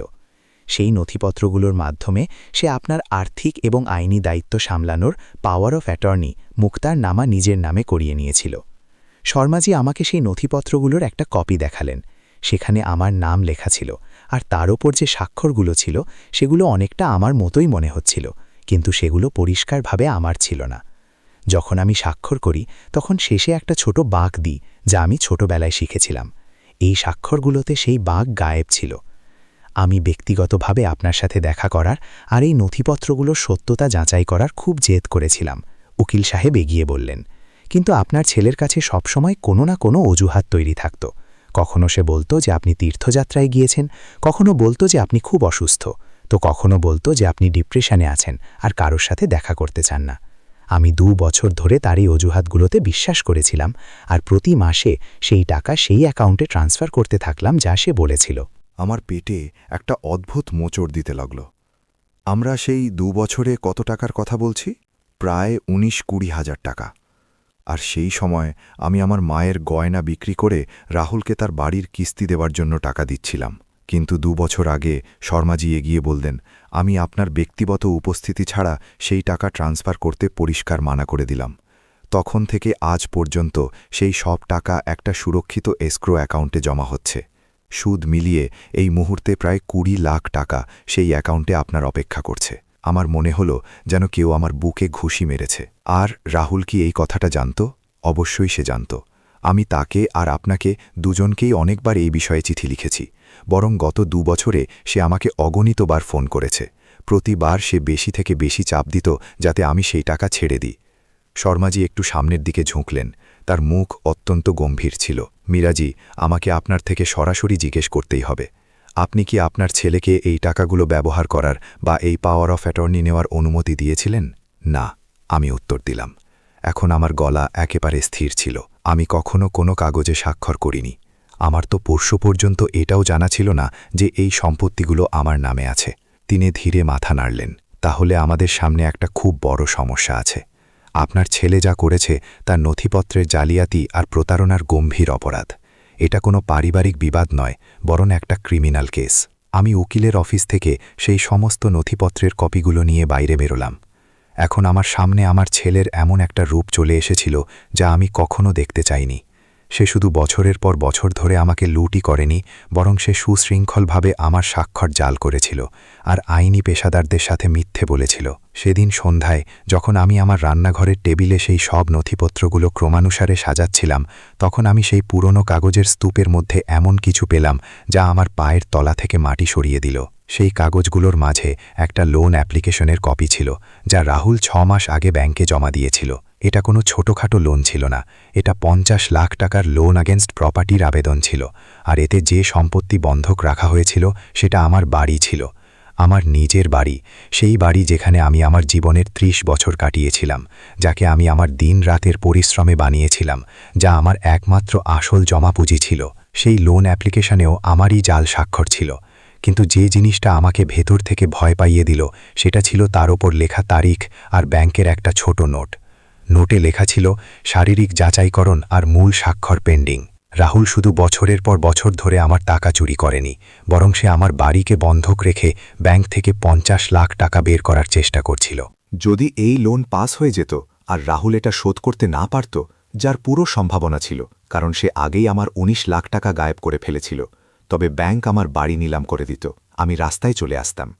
এক ঝটকায় আমি সব কিছু বুঝে গেলাম। আমি বুঝে গেলাম যে রাহুল আমাকে সেই আইনি কাগজগুলোতে স্বাক্ষর করার জন্য এতটা বাধ্য কেন করছিল। সে শুধু নিজের পুরনো অপরাধগুলোই লুকাতে চায়নি, বরং সে চেয়েছিল যে আমি ব্যাংকের সেই নথিপত্রগুলোতেও না বুঝে স্বাক্ষর করে দিই, যাতে আমার বাড়ি চিরকালের জন্য তার ঋণের পুলি হয়ে যায়। আমাকে ট্রিপে না নেওয়ার তার সিদ্ধান্ত কোনো দুর্ঘটনা ছিল না। যদি আমি সেই পারিবারিক যাত্রায় যেতাম আর সব সময়কার মতো তার আজ্ঞাবাহ মা হয়ে থাকতাম, তবে সে হয়তো ট্রিপের মাঝখানেই ভালোবেসে আমাকে দিয়ে কোনো কাগজে দস্তখত করিয়ে নিত, আর আমি না পড়েই করে দিতাম। কিন্তু আমাকে সেই ট্রিপ থেকে বের করে সে অজান্তেই আমাকে সেই একাকিত্ব আর সেই সময় দিয়ে দিয়েছিল, যা আমার এই ক্ষণাফনাক ভয়ঙ্কর সত্য পর্যন্ত পৌঁছানোর জন্য প্রয়োজন ছিল। তার নিষ্ঠুরতাই আমার সবথেকে বড় রক্ষক হয়ে উঠেছিল। সেদিন রাতে অনেক দিন পর আমি খুব গভীর ঘুমে ঘুমালাম। এই জন্য নয় যে আমার মনে কোনো শান্তি ছিল, বরং এই জন্য কারণ এখন আমি জানতাম যে আমার আসল শত্রু কে। আর আমি এটাও জানতাম যে এখন সময় এসেছে যে আমার ছেলেরও এটা জানা উচিত যে সে কোন মহিলার সাথে টক্কর দিয়েছে। শনিবার সকালে সেই অশুভ যাত্রা শুরু হওয়ার ঠিক ৪ দিন পর সকাল ৬টায় আমার ফোনের ঘণ্টি বাজল। স্ক্রিনে জলজল করা নাম দেখে আমার মুখে এমন একটা ঠান্ডা হাসি চলে এলো যা আমি আমার পুরো জীবনে কখনো অনুভব করিনি। রাহুল। আমি ফোনকে ৫ বার বাজতে দিলাম, তারপর খুব আয়েশ করে তুললাম। মা? তার গলায় ঘাবড়ানি ছিল, প্রায় পাগলদের মতো ছটফটানি। ভগবানের শুকুর আপনি ফোন তুলেছেন, একটা খুব বড় এমার্জেন্সি চলে এসেছে। এমার্জেন্সি? আমি আমার সকালের চায়ের কাপ ভরতে ভরতে একেবারে শান্ত স্বরে জিজ্ঞেস করলাম, যেন এটা কোনো সাধারণ সকাল। কী ধরনের এমার্জেন্সি? এটা একটু জটিল মা। আমি চাইছি যে আপনি সোমবার সকালে সবথেকে আগে ব্যাংকে পৌঁছান। কিছু কাগজপত্র আছে যাতে আপনাকে তখনই দস্তখত করতে হবে, না হলে আমরা... যাই হোক, ফোনে বোঝানো খুব মুশকিল। আমি আমার রান্নাঘরের টেবিলে বসেছিলাম। আমার সামনে উকিল শর্মাজির দেওয়া সমস্ত নথিপত্র, সেই জাল পাওয়ার অফ অ্যাটর্নি আর আমার বাড়িকে বন্ধক রেখে চাওয়া ৫০ লাখ টাকার লোনের কপি খুব সুন্দর করে সাজানো ছিল। তোমার এই এমার্জেন্সির কি ৫০ লাখ টাকার সেই লোন অ্যাগেনস্ট প্রপার্টির সাথে কোনো সম্পর্ক আছে, যা তুমি আমার বাড়ি বন্ধক রেখে চেয়েছ? আমি খুব কোমল আর ধীর গলায় জিজ্ঞেস করলাম। ফোনের ওপাশে এতটাই দীর্ঘ নিস্তব্ধতা ছেয়ে গেল যে আমার মনে হলো সে ফোন কেটে দিয়েছে। মা, আমি এখানেই আছি। তার গলা এখন কাঁপছিল। আমি তোমাকে জিজ্ঞেস করলাম যে তোমার এমার্জেন্সির সাথে সেই লোনের কোনো সম্বন্ধ আছে। আমি তার ভারী শ্বাস নেওয়ার শব্দ শুনতে পাচ্ছিলাম। সে যখন অবশেষে বলল, তখন তার গলা থেকে সেই সব সাজানো আদর সোহাগ গায়েব হয়ে গিয়েছিল। আপনি এসব কিভাবে জানতে পারলেন? এই প্রশ্ন সেই মানুষের মুখে খুব অদ্ভুত লাগছিল, যে বছরের পর বছর ধরে আইনি কাগজগুলোতে আমার জাল স্বাক্ষর করেছে। রাহুল, আমার গলা প্রতিটি শব্দের সাথে আরও ঠান্ডা হয়ে যাচ্ছিল। মা, আমার কথা শুনুন। আমি তাকে মাঝপথেই থামিয়ে দিলাম। না রাহুল, এবার তুমি আমার কথা শুনবে। গত ৪ বছর ধরে তুমি আমার সেই টাকা চুরি করছো যা আইনিভাবে আমার ছিল। তুমি উকিলদের সাথে মিথ্যে বললে, ব্যাংকের সাথে মিথ্যে বললে, আর আমার সাথে মিথ্যে বললে। আর এখন আমি জানতে পেরেছি যে তুমি সেই বাড়িকে, যে বাড়িতে আমি আমার জীবনের ৩০ বছর কাটিয়েছি, সেই বাড়িকে বন্ধক রেখে এমন লোন নেওয়ার চেষ্টা করছিলে যা তুমি কখনো শোধ করতে পারতে না। এটা চুরি নয়, সে হঠাৎ জোরে চিৎকার করে উঠল। আমি যা কিছু করেছি তা আপনার ভালোর জন্য করেছি। আপনি একজন বৃদ্ধ মহিলা, আপনার এই জটিল আর্থিক বিষয়গুলোর কোনো ধারণা নেই। আমার ভালো? আমার গলা এখন চড়ে গিয়েছিল। রাহুল, যখন তুমি আমার ভালো করছিলে তখন আমি তোমার গাড়ি ঠিক করানোর জন্য নিজের জমানো টাকা খরচ করছিলাম। যখন তুমি আমার সুরক্ষা করছিলে তখন আমি তোমার নতুন বাড়ির ডাউন পেমেন্টের জন্য আমার মায়ের গয়না বিক্রি করছিলাম। সেই সময় আমার সুরক্ষা কোথায় ছিল? সেটা আলাদা ব্যাপার, সে আত্মরক্ষার সুরে বলল। আমার সেই টাকাগুলো কিছু খুব জরুরি ইনভেস্টমেন্টের জন্য দরকার ছিল। কি বিনিয়োগ রাহুল? তেমনই বিনিয়োগ যাতে তুমি আমার ১৯ লাখ টাকা ডুবিয়ে দিয়েছ। আবার নিস্তব্ধতা। রাহুল যখন পুনরায় বলল তখন তার ভঙ্গি পুরোপুরি বদলে গিয়েছিল। এখন সে একজন ধূর্ত ব্যবসায়ীর মতো কথা বলছিল। দেখুন মা, এইসব খুব সহজে মিটে যেতে পারে। যদি আপনি সোমবার ব্যাংকে এসে সেই কাগজগুলোতে স্বাক্ষর করে দেন, তবে আমরা সেই লোন পেয়ে যাব। আমি আমার সমস্ত দায় মিটিয়ে দেব, আর তারপর আমি আপনাকে সুদ সমেত আপনার সব টাকা ফিরিয়ে দেব। তার এই নির্লজ্জতা এক মুহূর্তের জন্য আমার চিন্তা করার শক্তি কেড়ে নিল। রাহুল, আমি অবশেষে বললাম, তুমি কি আমাকে এটা বলছো যে আমি তোমাকে আরও বেশি টাকা চুরি করার জন্য আইনি অনুমতি দিয়ে দিই? এটা চুরি নয়। সে আবার চিৎকার করল। আমি আপনার একমাত্র ছেলে। যা কিছু আপনার আছে সেটা তো শেষে আমারই হওয়ার কথা। যা কিছু আমার আছে সেটা তোমারই হওয়ার কথা। আমি তার শব্দগুলো আওড়ালাম। তাহলে কি তুমি এটা ধরে নিয়েছ যে আমার টাকা, আমার বাড়ি, আমার সম্পত্তি সব আগে থেকেই তোমার? টেকনিক্যালি দেখলে তো হ্যাঁ, আপনার মৃত্যুর পর তো সব আমারই হবে। আমি ফোন কেটে দিলাম। আমি আমার চেয়ারে বসে কাঁপছিলাম। এটা ভয় বা দুঃখের কম্পন ছিল না। এটা এমন একটা বিশুদ্ধ আর উগ্র রাগ ছিল যা আমার আত্মাকে নাড়িয়ে দিয়েছিল। 50 বছর ধরে আমি এই মানুষকে বড় করেছিলাম। আমি তাকে আমার সময়, আমার শক্তি, আমার টাকা, আমার স্বপ্ন সবকিছু দিয়েছিলাম। আর সে আমাকে শুধু এমন একটা জিনিস মনে করত যার মরার সে অপেক্ষা করছিল, যাতে সে উত্তরাধিকার পেতে পারে। ফোন সাথে সাথে আবার বাজতে লাগল। আমি সেটা এড়িয়ে গেলাম। পরের 1 ঘন্টা পর্যন্ত প্রতি কয়েক মিনিটে ফোন বাজতে থাকল। অবশেষে আমি ফোনের তারটাই প্লাগ থেকে বের করে দিলাম। সেদিন শনিবার আমি এমন কিছু করলাম যা আমি কয়েক দশকে করিনি। আমি আমার পুরো মনোযোগ শুধু আর শুধুমাত্র নিজের ওপর কেন্দ্রিত করলাম। আমি আমার সমস্ত আর্থিক নথিপত্র, ব্যাংক অ্যাকাউন্ট আর সম্পত্তির খুব নিখুঁতভাবে হিসেব করলাম। আমি একটা তালিকা বানালাম যে আমার কাছে কি আছে আর আমাকে কি শোধ করতে হবে। যে ফলাফল সামনে এলো তা আমাকে অবাক করে দিল। রাহুলের সেই অন্তহীন এমার্জেন্সি ছাড়া, সেই ঋণগুলো ছাড়া যা সে কখনো শোধ করত না, আর তার সেই ফালতু প্রজেক্টগুলোতে টাকা না ঢেলে আমি আর্থিকভাবে খুব মজবুত অবস্থায় ছিলাম। আমার বাবার সম্পত্তি থেকে আসা ভাড়া, আমার নিজের সঞ্চয় আর এসক্রো অ্যাকাউন্ট থেকে পাওয়া 20 লাখ টাকাকে মিলিয়ে আমার কাছে এত টাকা ছিল যে আমি আমার বাকি জীবন খুব আরামের সাথে কারোর মুখাপেক্ষী না হয়ে কাটিয়ে দিতে পারতাম। আমি কোনো কোটিপতি ছিলাম না, কিন্তু আমি পুরোপুরি স্বাধীন ছিলাম। রবিবার সকালে আমি ফোনের তার আবার লাগালাম। লাগাতেই ফোন বাজতে লাগল। মা, আমি গত 24 ঘন্টা ধরে আপনাকে ফোন করছি। আপনি কোথায় ছিলেন? আমি আমার বাড়িতেই ছিলাম। আমি খুব শান্ত স্বরে উত্তর দিলাম। তাহলে আপনি ফোন কেন তুলছিলেন না? কারণ আমার তোমার সাথে কথা বলতে ইচ্ছে করছিল না। রাহুল এক মুহূর্তের জন্য চুপ হয়ে গেল। সে হয়তো এই উত্তরের একেবারেই আশা করেনি। মা দেখুন, আমার মনে হয় যে আমাদের মাঝে কোনো খুব বড় ভুল বোঝাবুঝি হয়ে গিয়েছে। যখন আমি ট্রিপ থেকে ফিরে আসব তখন আমরা বসে এটা মিটিয়ে নেব। আমার শুধু আপনার থেকে একটা কথা চাই যে আমাদের সামনাসামনি বসে কথা বলার আগে আপনি কোনো বড় বা হঠাৎ পদক্ষেপ নেবেন না। কেমন পদক্ষেপ? আমি জিজ্ঞেস করলাম। যেমন উকিলদের সাথে কথা বলা বা ব্যাংক অ্যাকাউন্ট বদলানো বা এই রকমই অন্য কিছু। তো এই ব্যাপার ছিল। রাহুলের ভয় ছিল যে আমি তার ফিরে আসা আর আমাকে নিজের আবেগপ্রবণ জালে ফাঁসানোর আগেই নিজের টাকার নিয়ন্ত্রণ নিজের হাতে নিয়ে নেব। রাহুল, আমি দীর্ঘশ্বাস নিয়ে বললাম, আমি 63 বছরের। আমি তোমার বয়সের থেকেও বেশি বছর ধরে নিজের জীবনের সিদ্ধান্ত নিজেই নিয়ে আসছি। আমার নিজের টাকাকে সামলানোর জন্য তোমার অনুমতি বা তোমার নির্দেশনার কোনো প্রয়োজন নেই। আরে কিন্তু মা, আমার ছাড়া আপনি কোনো খুব বড় আর দামি ভুল করে ফেলতে পারেন। এটা এতটাই হাস্যকর ছিল যে আমার প্রায় হাসি পেয়ে গেল। সেই মানুষটি যে আমার 19 লাখ টাকা ডুবিয়ে দিয়েছিল, সে আমাকে দামি ভুল করা থেকে বাঁচার সতর্কতা দিচ্ছিল। কেমন ভুল রাহুল? তেমনই ভুল যেমনটা আমি নিজের ছেলের উপর অন্ধ বিশ্বাস করে করেছিলাম। এটা কোনো ন্যায়ের কথা হলো না মা। তুমি জানো রাহুল, ন্যায় কি নয়? ন্যায় এটা নয় যে গত 4 বছরে যখনই আমি টাকার জন্য সমস্যায় পড়তাম, যখনই তুমি আমাকে জিজ্ঞেস করতে যে আমার দিনকাল কেমন চলছে, যখন তুমি আমার সামনে একজন বুদ্ধিমান আর চিন্তিত ছেলের নাটক করতে, তখন তুমি খুব ভালোভাবে জানতে যে আমি টাকার জন্য কেন কষ্ট পাচ্ছি। কারণ তুমি আমাকে লুট করছিলে। আমি আপনাকে লুট করছিলাম না, আমি আপনার টাকা বিনিয়োগ করছিলাম। তাহলে সেই টাকা এখন কোথায় রাহুল? নিস্তব্ধতা। আমি জিজ্ঞেস করলাম, সেই 19 লাখ টাকা কোথায়? কিছু কিছু বিনিয়োগে আমার লোকসান হয়েছে। সেগুলোর মধ্যে এখন কত টাকা বাকি আছে? অনেকক্ষণ কোনো উত্তর এলো না। প্রায় 4 লাখ। 4 লাখ। 19 লাখের মধ্যে মাত্র 4 লাখ বাকি ছিল। আমি বুঝে গেলাম। আমি সেই শান্তি বজায় রাখলাম যা আমার ভেতরে ছিলই না। তুমি আমার 15 লাখ টাকা ডুবিয়ে দিয়েছ।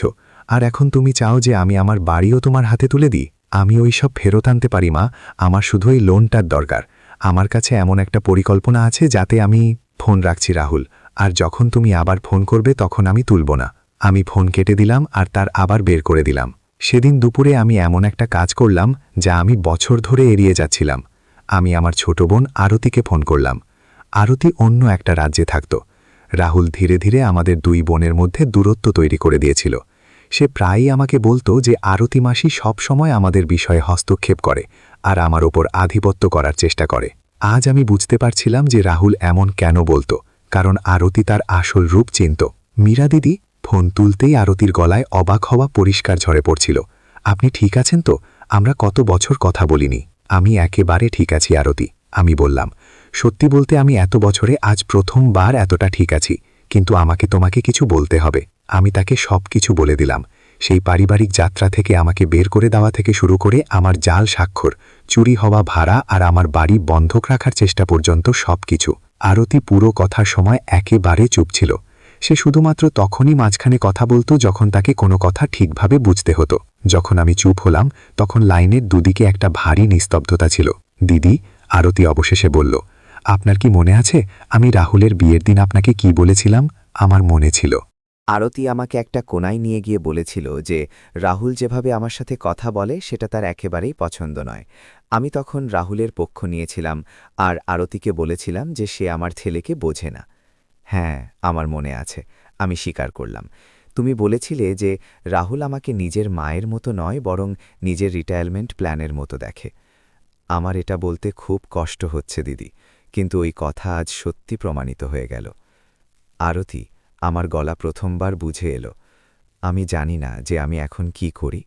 আমি সেই মানুষের মা কিভাবে হয়ে থাকব যে আমাকে শুধু একটা এটিএম মেশিন মনে করে। আরতির গলা খুব কোমল কিন্তু অত্যন্ত দৃঢ় ছিল। হয়তো এবার সময় এসেছে দিদি, যে আপনি ওইভাবে তার মা হওয়া ছেড়ে দিন যেভাবে আপনি গত 50 বছর ধরে ছিলেন। হয়তো এবার সময় এসেছে যে আপনি শুধু এমন একজন মহিলা হন যে নিজের সম্মান করতে জানে। সেদিন রাতে কয়েক দশকের মধ্যে প্রথমবার আমি এটা না ভেবে বিছানায় গেলাম যে কাল সকালে রাহুলের আমার থেকে কি চাই হবে। এর বদলে আমি নিজেকে জিজ্ঞেস করলাম যে আমার কি চাই, আর উত্তর খুব স্পষ্ট ছিল। আমাকে নিজের ছেলের থেকেই নিজের রক্ষা করতে হবে। আর নিজের পুরো জীবনে প্রথমবার আমি এর জন্য পুরোপুরি তৈরি ছিলাম। সোমবার যখন সে ফিরে আসবে তখন তাকে সেই মায়ের মুখোমুখি হতে হবে না যাকে সে ছেড়ে গিয়েছিল। সোমবার সকালে সেই পারিবারিক যাত্রা থেকে আমাকে বের করে দেওয়ার ঠিক 1 সপ্তাহ পর আমি আমার রান্নাঘরে চা খাচ্ছিলাম যখন আমি বাইরে রাহুলের গাড়ির থামার আওয়াজ শুনতে পেলাম। সে নিজের নির্দিষ্ট পরিকল্পনার একদিন আগেই ট্রিপ থেকে ফিরে এসেছিল। আমি জানলা দিয়ে তাকে দেখার জন্য দৌড়ে গেলাম না, যেমনটা আমি গত 38 বছর ধরে করে আসছিলাম। আমি তার পছন্দের প্রাতরাশ বানানোর জন্য তাড়াহুড়োই গ্যাস চালালাম না। আমি একেবারে সেই চেয়ারেই সেই একইভাবে বসে রইলাম। আমার সামনে টেবিলে উকিল শর্মাজির পাওয়া সমস্ত নথিপত্র আর কাগজপত্র খুব সুন্দরভাবে সাজানো ছিল। রাহুল দরজা কড়া নাড়ল না, সবসময়কার মতো নিজের চাবি দিয়ে তালা খুলল আর বাড়িতে এমনভাবে প্রবেশ করল যেন কিছুই বদলায়নি। মা, আমি এসে গিয়েছি, সে বারান্দা থেকে আওয়াজ দিল। তার গলায় একটা সাজানো আনন্দ আর উৎসাহ ছিল। আপনি কোথায়? রান্নাঘরে। আমি নিজের জায়গা থেকে না নড়ে খুব শান্ত স্বরে উত্তর দিলাম। আমি তার পায়ের শব্দ শুনলাম, যা ঘরের ভেতরে আসছিল। সে হয়তো এটা দেখে অদ্ভুত অনুভব করছিল যে আমি তার স্বাগত জানানোর জন্য কোনো বিশেষ প্রস্তুতি নিইনি, কোনো হালুয়া বা ক্ষীর বানাইনি। যখন সে রান্নাঘরের চৌকাঠে পা রাখল তখন সে হঠাৎ সেখানেই থমকে গেল। তার নজর সরাসরি সেই টেবিলের ওপর পড়ল যেখানে সব নথিপত্র রাখা ছিল। এসব কি মা? সে জিজ্ঞেস করল, কিন্তু তার গলার কাঁপানো স্বর থেকে এটা পরিষ্কার ছিল যে সে আগেই সবকিছু বুঝে গিয়েছিল। নথিপত্র, আমি চায়ের আরেক চুমুক দিয়ে বললাম। ওই আইনি নথিপত্র যা এটা প্রমাণ করে যে আমার নিজের ছেলে গত 4 বছর ধরে আমার সাথে কি করছিল। রাহুল ধীরে ধীরে টেবিলের দিকে এগিয়ে এলো। তার চোখ ওই কাগজগুলোকে স্ক্যান করছিল। আমি দেখলাম কিভাবে তার মুখ ফ্যাকাশে হয়ে গেল যখন সে উকিলের চিঠি, জাল স্বাক্ষর করা পাওয়ার অফ অ্যাটর্নি আর আমার বাড়ির ওপর চাওয়া 50 লাখ টাকার লোনের কপি চিনতে পারল। সে চেয়ার টেনে আমার সামনে বসে পড়ল এবং নিজের 2 হাত দিয়ে নিজের মুখ ঢেকে নিল। মা, আমি কি এসব ব্যাখ্যা করতে পারি? অবশ্যই, আমি তার দিকে হাত বাড়িয়ে বললাম, আমাকে বোঝাও যে কিভাবে তুমি 4 বছর ধরে ওই টাকা চুরি করলে যা আইনিভাবে আমার ছিল। আমাকে বোঝাও যে তুমি আমার জাল স্বাক্ষর কিভাবে করলে। রাহুল নিজের চুল ছিঁড়তে ছিঁড়তে আমার দিকে তাকালো। তাকে এখন সেই আত্মবিশ্বাসে ভরা ছেলে মনে হচ্ছিল না, যেমনটা 1 সপ্তাহ আগে আমাকে ট্রিপ থেকে বের করে দেওয়ার সময় মনে হচ্ছিল। এখন তাকে একজন চোর মনে হচ্ছিল যে হাতে নাতে ধরা পড়েছে। দেখুন মা, যখন দাদাজির মৃত্যু হলো এবং তিনি ওই সম্পত্তিগুলো আপনার নামে রেখে গেলেন, তখন আমি জানতাম যে আপনি আইনি প্যাচ একদম বুঝতে পারবেন না। আমার মনে হয়েছিল যে যদি আমি এসব নিজে সামলে নিই, তবে এটা আমাদের দুজনের জন্য সহজ হবে। কার জন্য সহজ? আমি এক দীর্ঘশ্বাস নিলাম। তোমার জন্য, কারণ তোমাকে কোনো হিসেব দিতে হবে না, নাকি আমার জন্য, যাতে তুমি চুপচাপ আমাকে লুট করতে পারো? আমি আপনাকে লুট করছিলাম না, সে টেবিলে হাত মেরে বলল। আমি আপনার টাকা সঠিক জায়গায় লাগাচ্ছিলাম, যাতে সেটা বাড়তে পারে। আমি শর্মাজির একটা চিঠি তুললাম। এই চিঠিতে পরিষ্কার লেখা আছে যে উকিল শর্মাজি ব্যক্তিগতভাবে আমার সাথে দেখা করতে চেয়েছিলেন। তুমি আমাকে কখনো কেন বললে না যে উকিল আমার সাথে কথা বলতে চান? রাহুল আমার নজর এড়ানোর চেষ্টা করল। কারণ আপনি আইনি ভাষা শুনে ঘাবড়ে যেতেন। আমি সবকিছু বেশি ভালোভাবে সামলাতে পারতাম। আর ওই জাল স্বাক্ষর? আমি সরাসরি তার চোখের দিকে তাকিয়ে জিজ্ঞেস করলাম, তুমি সবসময় আমার থেকে তাড়াহুড়োয় অনেক কাগজে দস্তখত করিয়েছ, কিন্তু তুমি আমার অজান্তে কোনো আইনি নথিপত্রে আমার স্বাক্ষরের নকল করলে? রাহুল, তুমি কি জানো যে একে প্রতারণা বলে? এটা একটা গম্ভীর অপরাধ। সে নিজের চেয়ারে টান টান হয়ে বসে পড়ল, এবং এক মুহূর্তের জন্য আমার তাকে সেই পুরনো অহংকারী রাহুল মনে হল, যে ভাবত সে যা কিছু করেই বেঁচে যেতে পারবে। অপরাধ? আমি আপনার ছেলে। আমি যা কিছু করেছি আপনার সাহায্য করার জন্য করেছি। আপনি কি সত্যিই নিজের ছেলেকে অপরাধী বলবেন, যে শুধু নিজের মায়ের সুরক্ষার চেষ্টা করছিল? সুরক্ষা? আমার গলা এখন আমার নিয়ন্ত্রণের বাইরে চলে যাচ্ছিল। রাহুল, যে বছরগুলোতে তুমি আমার সুরক্ষা করছিলে, তোমার কি মনে আছে যে আমি আর্থিকভাবে কতটা লড়াই করছিলাম? তোমার কি মনে আছে যখন আমার পুরনো স্কুটি খারাপ হয়ে গিয়েছিল আর আমাকে নতুন কেনার জন্য ঋণ নিতে হয়েছিল? তোমার কি মনে আছে যখন আমি নিজের চিকিৎসা মাসের পর মাস শুধু এই জন্য এড়িয়েছিলাম কারণ আমার কাছে ডাক্তারের ফিসের টাকা ছিল না? তোমার কি মনে আছে যখন আমি নিজের মায়ের গয়না বিক্রি করে তোমাকে তোমার বাড়ির জন্য 5 লাখ টাকা দিয়েছিলাম? হ্যাঁ, কিন্তু কি? আমি নিজের চেয়ার থেকে দাঁড়িয়ে পড়লাম। যখন আমি নিজের মায়ের গয়না বিক্রি করছিলাম, তখন তোমার কাছে আমার 19 লাখ টাকা পড়েছিল। এটা কেমন সুরক্ষা ছিল রাহুল? রাহুলও ঝটকা দিয়ে দাঁড়িয়ে পড়ল এবং রান্নাঘরে এদিক ওদিক পায়চারি করতে লাগল। কারণ আমি আপনার ওই টাকার বিনিয়োগ করছিলাম। আমি সেটাকে আপনার জন্য দ্বিগুণ করার চেষ্টা করছিলাম। আমি আপনাকে প্রতিটি বিনিয়োগের কথা বলতে পারতাম না, কারণ আপনি ফালতু চিন্তা করতে লাগতেন। সে থেমে আমার দিকে ফিরল। আর ওই বিনিয়োগ কেমন ছিল রাহুল? আমি জিজ্ঞেস করলাম। তোমার ওই মহান বিনিয়োগগুলোর কি হলো, যেগুলোতে তুমি আমার 19 লাখ টাকা লাগিয়ে দিয়েছিলে? সে কিছু বিড়বিড় করল। কিছু পরিকল্পনা আমার আশা অনুযায়ী কাজ করতে পারেনি। 19 লাখের মধ্যে কত বেঁচে আছে? আমি আমার গলা একেবারে স্থির রেখে জিজ্ঞেস করলাম। আমি আপনাকে ফোনে বলেছিলাম প্রায় 4 লাখ। মানে তুমি আমার 15 লাখ টাকা ডুবিয়ে দিয়েছ, আর তাও এমন বিনিয়োগে যার বিষয়ে তুমি আমাকে একবারও জিজ্ঞেস করনি। সে আমার দিকে তাকালো এবং প্রথমবার আমি তার চোখে এমন কিছু দেখলাম যা আমি আগে কখনো দেখিনি। বিশুদ্ধ ঘৃণা। হ্যাঁ, আমি টাকা হারিয়েছি তো কি হয়েছে? আসল বিনিয়োগকারীরা ঝুঁকি নেয়। যদি আপনি হারার জন্য তৈরি না থাকেন, তবে আপনি কখনো জিততে পারবেন না। কিন্তু আপনি এই কথা কখনো বুঝবেন না, কারণ আপনি আপনার পুরো জীবনে শুধু ছোটখাটো কাজ করেছেন আর ভয় পেয়ে পেয়ে বেঁচেছেন। তার শব্দগুলো কোনো শারীরিক চর মারার মতো লাগল। আমি কিছু সময়ের জন্য স্তব্ধ হয়ে গেলাম। ছোটখাটো কাজ। আমি ওই শব্দগুলো নিজের মাথায় আওড়ালাম। ছোটখাটো কাজ। আমি খুব ধীর কিন্তু ধারালো গলায় বললাম, রাহুল, ওই ছোটখাটো কাজগুলোই তোমাকে বড় করেছে। ওগুলো তোমাকে খাবার দিয়েছে, জামা কাপড় দিয়েছে, তোমার শিক্ষার খরচ চালিয়েছে। ওই ছোটখাটো কাজগুলো তোমাকে তোমার প্রথম কম্পিউটার ক্লাস পাইয়ে দিয়েছে, তোমার ইঞ্জিনিয়ারিংয়ের ফিস ভরেছে। যখন তুমি শান্তিতে ঘুমোতে, তখন আমি রাত 2টা পর্যন্ত অন্যের জামাকাপড় সেলাই করতাম। হ্যাঁ, আমি ছোটখাটো কাজ করেছি, কারণ কাউকে তো দায়িত্ব নিতেই হতো। আমি জানি, আর আমি ওইসবের জন্য কৃতজ্ঞ। কিন্তু কৃতজ্ঞ? আমি টেবিলের আরও কাছে এগিয়ে এলাম। যদি তুমি কৃতজ্ঞ হতে রাহুল, তবে তুমি আমার পিঠ পিছে আমার জাল স্বাক্ষর করতে না, তুমি আমার টাকা চুরি করতে না। ওটা চুরি নয়, ওটা আর্থিক ব্যবস্থাপনা, ফাইন্যান্সিয়াল ম্যানেজমেন্ট ছিল। আমার অজান্তে বা সম্মতি ছাড়া আমি টেবিল থেকে লোন অ্যাপ্লিকেশনের ওই কাগজটি তুললাম, যাতে আমার বাড়ি বন্ধক রাখার কথা লেখা ছিল। তাহলে আমাকে এটা বোঝাও, 50 লাখ টাকার এই লোন, যাতে তুমি আমার বাড়ি বন্ধক রেখেছ, এটাও কি তোমার আর্থিক ব্যবস্থাপনা? রাহুলের মুখ এখন পুরোপুরি সাদা হয়ে গিয়েছিল, যেন তার শরীরের সব রক্ত শুকিয়ে গিয়েছে। সে কিছু বলতে পারল না। তুমি আমার বাড়ি, ওই বাড়ি যেখানে আমি ৩০ বছর কাটিয়েছি সেটাকে বন্ধক রেখে এমন লোন নিতে চলেছিলে যা তুমি কখনো শোধ করতে পারতে না। রাহুল, যদি এই লোন পাস হয়ে যেত আর তুমি এটা শোধ না করতে, তবে ব্যাংক আমার বাড়ি কেড়ে নিত। তোমার কি এই বিষয়ের কোনো ধারণা আছে? মা, এমন কিছু হতো না। এটা শুধু এক বড় সুযোগ ছিল।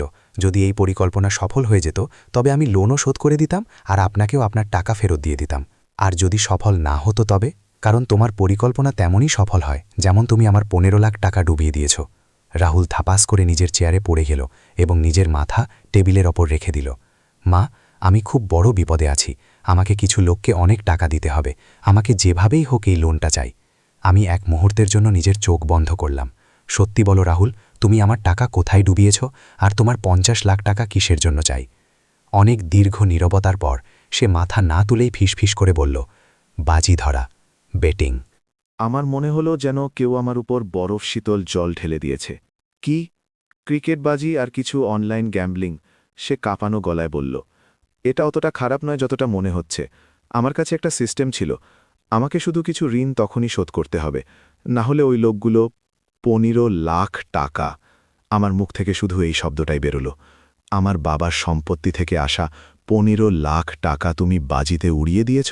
হ্যাঁ। সে হঠাৎ নিজের মাথা তুলে চিৎকার করে উঠল। তার চোখে জল ছিল, কিন্তু সেটা অনুতাপের নয়, বরং নিজেরই হতাশার জল ছিল। হ্যাঁ, আমি আপনার টাকা বাজিতে লাগিয়েছি, কিন্তু আমি ওইসব জেতার জন্য করছিলাম। আমি জানতাম যে আমি জিততে পারি। আমি ধীরে নিজের চেয়ারে বসে পড়লাম। মনে হচ্ছিল যেন আমার দুনিয়ার শেষ কোণটিও ধসে গিয়েছে। বছরের পর বছর আমি প্রতিটি মানুষের থেকে রাহুলের পক্ষ নিয়েছিলাম, যে তার চরিত্রের উপর প্রশ্ন তুলেছিল।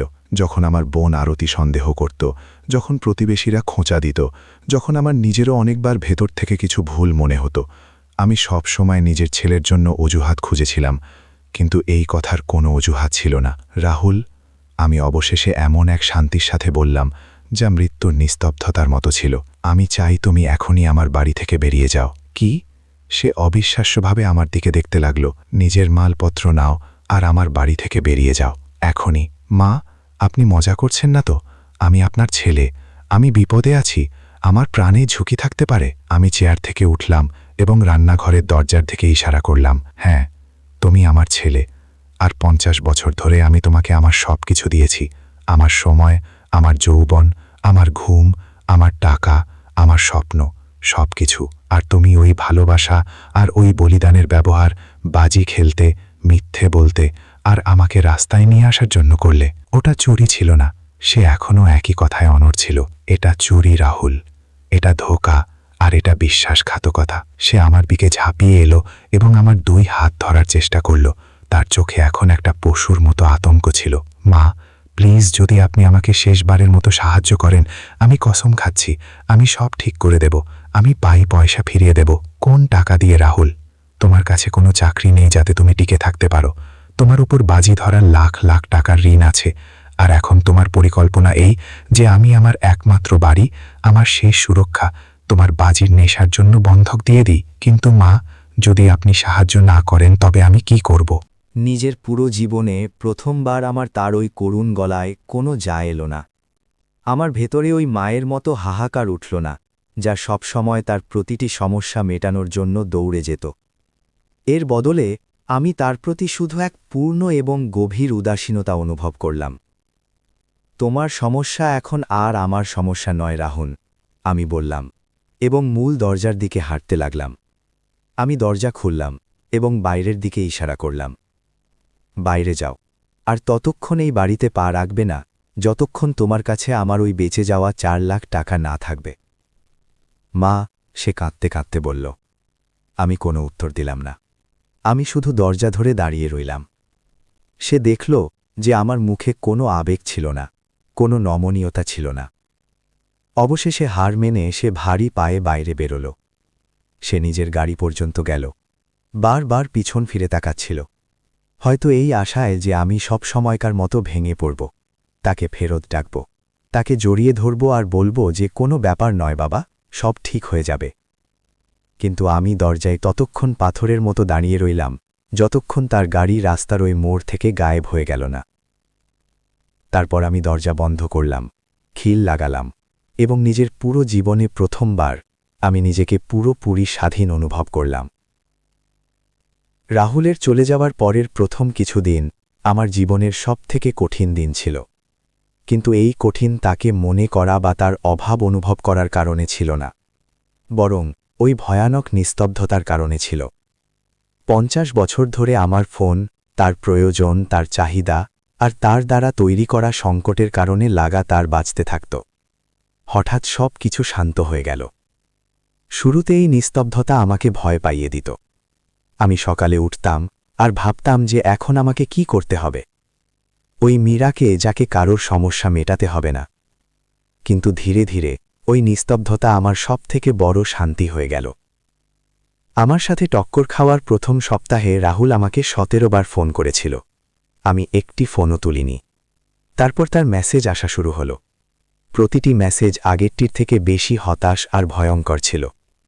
মা, আমাদের কথা বলতে হবে। মা, যাদের থেকে ঋণ নেওয়া আছে তারা খুব বিপজ্জনক, তারা অপেক্ষা করবে না। মা, প্লিজ শুধু আমার নতুন পরিকল্পনা শুনে নিন। মা, যদি আপনি আমাকে সাহায্য না করেন তবে তারা আমাকে মেরে ফেলবে। ওই শেষ মেসেজটি আমার ভেতরের মাকে প্রায় গলিয়েই দিয়েছিল। আমি ফোন তুলে তাকে ফেরত ডাকতেই যাচ্ছিলাম, কিন্তু তখনই আমার বোন আরতির কথা মনে পড়ে গেল। দিদি, বাজিধর আর জুয়ারিদের কাছে সবসময় একটা নতুন সংকট থাকে, সবসময় একটা নতুন পরিকল্পনা থাকে, আর যদি আপনি তাদের তখনই টাকা না দেন তবে তারা সবসময় কোনো না কোনো প্রাণঘাতী বিপদে থাকার নাটক করে। আমি ফোন ফেরত রেখে দিলাম। যখন রাহুলের মেসেজ কাজ করল না, তখন সে অন্য চাল চালতে শুরু করল। সে আলাদা আলাদা সময়ে আমার বাড়ির বাইরে এসে ঘণ্টি বাজাতে থাকত। কখনো সে নিজের সাথে ফুল নিয়ে আসত, তো কখনো নিজের স্ত্রী প্রিয়াকে সাথে আনত। প্রিয়া দরজার বাইরে দাঁড়িয়ে জোরে জোরে কাঁদার নাটক করত আর বলত যে রাহুল বদলে গিয়েছে, তার শুধু একটা শেষ সুযোগ চাই। আমি কখনো দরজা খুলিনি। তৃতীয় সপ্তাহে রাহুল নিজের পুরো বাহিনী নিয়ে চলে এলো। সে নিজের সাথে ওই চাচাজিকে নিয়ে এলো, যিনি ওই পারিবারিক ট্রিপে আয়েশ করে গিয়েছিলেন, কিন্তু যাদের কাছে আমার জন্য জায়গা ছিল না। আমি নিজের জানলার পর্দার পিছন থেকে তাদের বাইরে রাস্তায় দাঁড়িয়ে থাকতে দেখলাম।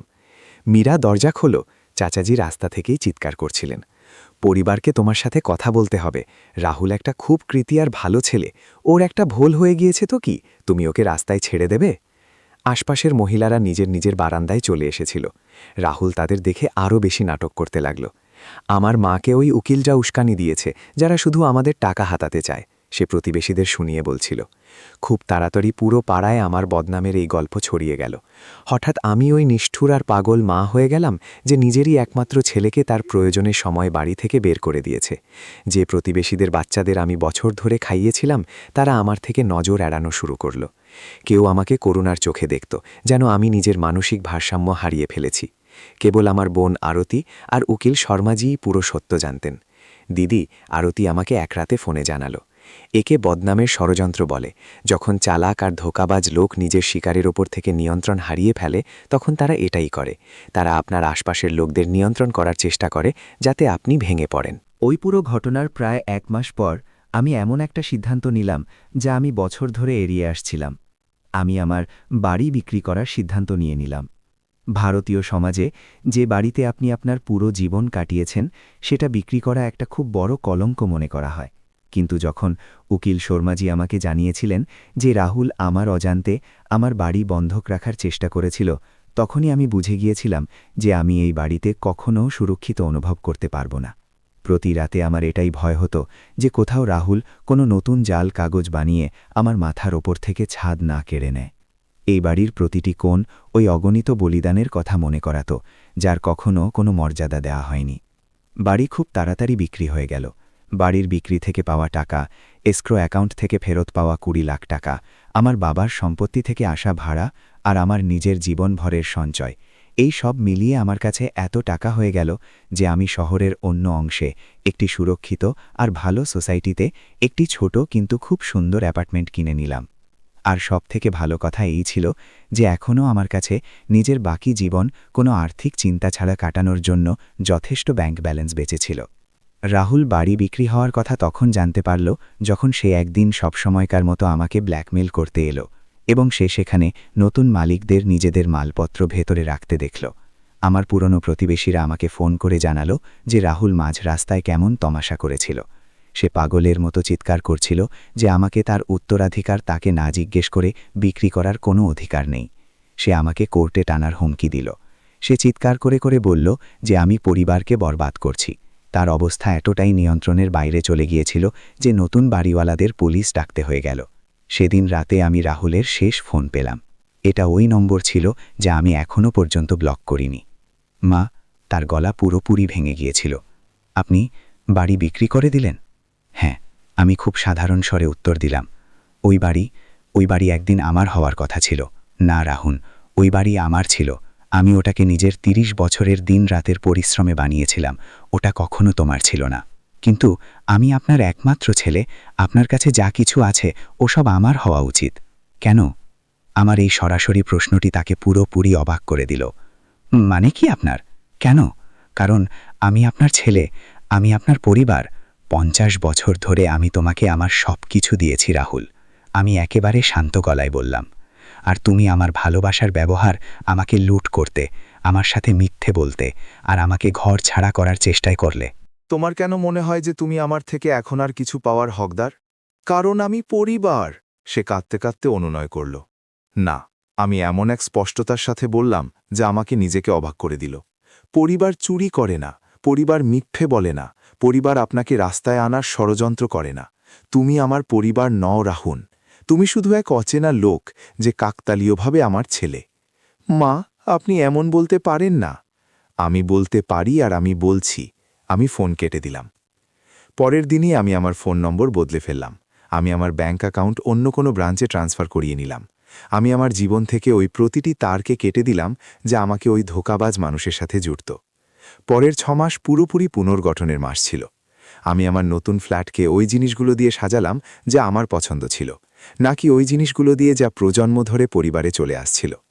আমি পেইন্টিং ক্লাস নেওয়া শুরু করলাম, এমন এক শখ যা আমি সবসময় পূরণ করতে চেয়েছিলাম, কিন্তু রাহুলের প্রয়োজনের সামনে কখনো সময়ই বের করতে পারিনি। আমি সোসাইটির লাইব্রেরিতে একটি রিডিং গ্রুপ জয়েন করলাম। কয়েক দশকের মধ্যে প্রথমবার আমি নিজের বন্ধু বানালাম। তারা আমার বয়সের মহিলা ছিল, যাদের নিজেদের গল্প ছিল, নিজেদের লড়াই ছিল, আর নিজেদের জয় ছিল। ওই মহিলারা আমাকে রাহুলের মা হিসাবে নয়, বরং মীরা হিসাবে চিনত। আমার বোন আরতি প্রতি মাসে আমার সাথে দেখা করতে আসত। আর এখন আমাদের আলোচনার বিষয় রাহুলের সমস্যা হতো না। আমরা বইয়ের কথা বলতাম, নতুন রেসিপি ট্রাই করতাম, আর নিজেদের জন্য বাঁচার কথা বলতাম। আমি কিছু আত্মীয়দের থেকে জানতে পারলাম যে রাহুলের নিজের বাড়িও বিক্রি হয়ে গিয়েছে। প্রিয়া তাকে ছেড়ে চলে গিয়েছে এবং সে এখন তার বন্ধুদের কাছে পড়ে আছে, প্রতিটি মানুষকে আমার নিষ্ঠুরতার মিথ্যে গল্প শোনাতে শোনাতে। এসব শুনে আমার না তো কোনো আনন্দ হলো আর না কোনো দুঃখ। আমি সত্যিই কিছু অনুভব করলাম না। গত সপ্তাহে যখন আমি শনিবারের সন্ধ্যা নিজের সোসাইটির বাইরের বাজারে সবজি কিনছিলাম, আমার নজর এক তরুণী আর তার ছোট বাচ্চার উপর পড়ল। ওই বাচ্চাটি হাঁটতে হাঁটতে পড়ে গিয়েছিল আর কাঁদছিল। তার মা তৎক্ষণাৎ নিজের মালপত্র মেঝেতে রাখল, তাকে কোলে তুলল।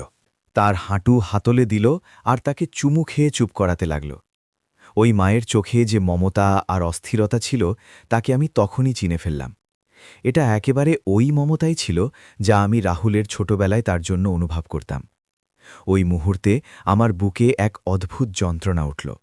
এই যন্ত্রণা ওই রাহুলের জন্য ছিল না যা সে আজ হয়ে গিয়েছে, বরং ওই ছোট নিষ্পাপ বাচ্চার জন্য ছিল, যে কখনো ভয়ঙ্কর স্বপ্ন দেখলে দৌড়ে এসে আমার গলা জড়িয়ে ধরত, যে স্কুল থেকে ফিরে আমাকে নিজের ড্রয়িং দেখাতো আর বলতো যে আমি দুনিয়ার সব থেকে ভালো মা। কিন্তু ওই নিষ্পাপ বাচ্চাটি এখন কোথাও হারিয়ে গিয়েছে। সে বড় হয়ে এমন এক মানুষ হয়ে গিয়েছিল যে নিজেরই জন্ম দেওয়া মাকে শুধু এক ব্যাঙ্ক অ্যাকাউন্ট, এক এটিএম মেশিন আর এক সম্পত্তি হিসেবে দেখত। আমাকে এটা বেছে নিতে হতো যে হয় আমি জীবনভর তার শিকার হয়ে থাকি অথবা নিজে নিজের রক্ষক হই। আমি নিজেকে বেছে নিলাম।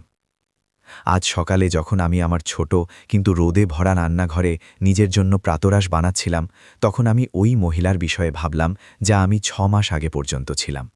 ওই মহিলা যে সব সময় অন্যদের প্রয়োজনের জন্য বাঁচত, যে কখনো এটা শেখেনি যে নিজের সীমা কিভাবে ঠিক করতে হয়, যে লাগাতার নিজের বলিদানকেই নিজের ভালোবাসা মনে করত।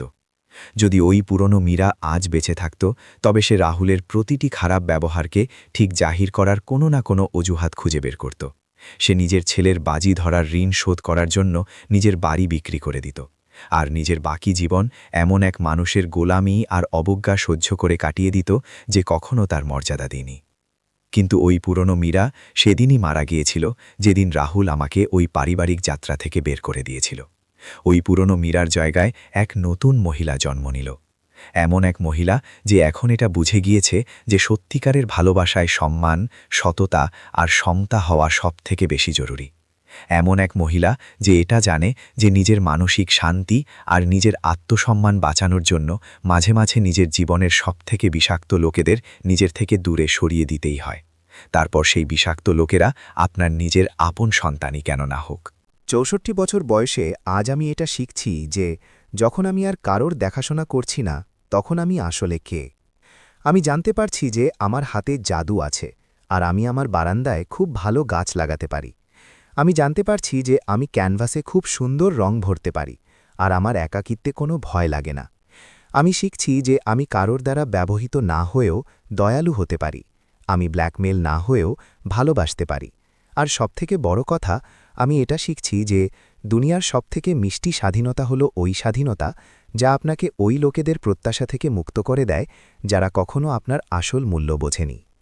কিছু লোক, বিশেষ করে আমার সোসাইটির কিছু পুরনো চিন্তাধারার মহিলারা, আজও আমাকে জিজ্ঞেস করে যে আমার কি রাহুলের কথা মনে পড়ে না, আমার কি নিজের কাজের ওপর কোনো অনুতাপ নেই। আমার উত্তর হয়, একেবারেই না। আমার ওই নিরন্তর ঘাবড়ানির কোনো কথা মনে পড়ে না যে আজ সকালে উঠে আমাকে ছেলের কোন নতুন বিপদ মেটাতে হবে। আমার ওই ভয়ের কোনো কথা মনে পড়ে না যখন আমাকে বাড়িতে প্রতিটি শব্দ মেপে মেপে বলতে হতো যাতে তার রাগ না বেড়ে যায়। হ্যাঁ, আমার একটা জিনিসের কথা অবশ্যই মনে পড়ে, আর সেটা হলো এক বিভ্রম। এই বিভ্রম যে আমার এক ভরা পুরো পরিবার আছে যে আমাকে ভালোবাসে। কিন্তু বিভ্রম যতই সুন্দর কেন না হোক, আপনি সেগুলোর ওপর ভর করে আপনার পুরো জীবন কাটাতে পারবেন না। বাস্তবতা সবসময় বিভ্রমের থেকে ভালো হয়, ভালে সেটা শুরুতে যতই তিক্ত কেন না মনে হোক। বাস্তবতা এটাই যে আমি নিজের মধ্যেই এক পুরো আর সম্পূর্ণ মহিলা। নিজের এই কাহিনীর মাধ্যমে আমি প্রতিটি মা, প্রতিটি বাবা আর প্রতিটি বয়স্ক মানুষকে জীবনের এক খুব বড় শিক্ষা দিতে চাই, যারা নিজেদের বাচ্চাদের ভালোবাসায় অন্ধ হয়ে নিজের সব কিছু তাদের হাতে তুলে দেয়। সবথেকে প্রথম আর জরুরি কথা এটাই যে কখনো কোনো অবস্থায় কোনো আইনি কাগজ বা মুক্তারনামা অর্থাৎ পাওয়ার অফ অ্যাটর্নিতে সেটা না পড়ে আর না বুঝে স্বাক্ষর করবেন না।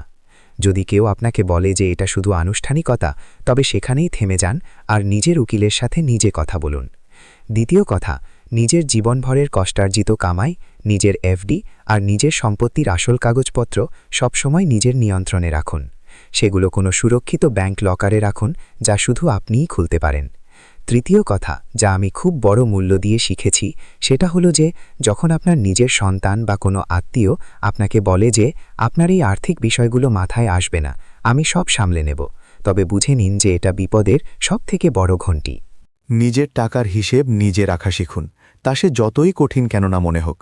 চতুর্থ আর সবথেকে গুরুত্বপূর্ণ কথা, আজকের এই ডিজিটাল যুগে নিজের ব্যাংকের মেসেজ অ্যালার্ট, নিজের ইউপিআই পিন আর নিজের ব্যাংকিং পাসওয়ার্ড সবসময় নিজের ওই ফোনেই রাখুন যা আপনার কাছে থাকে।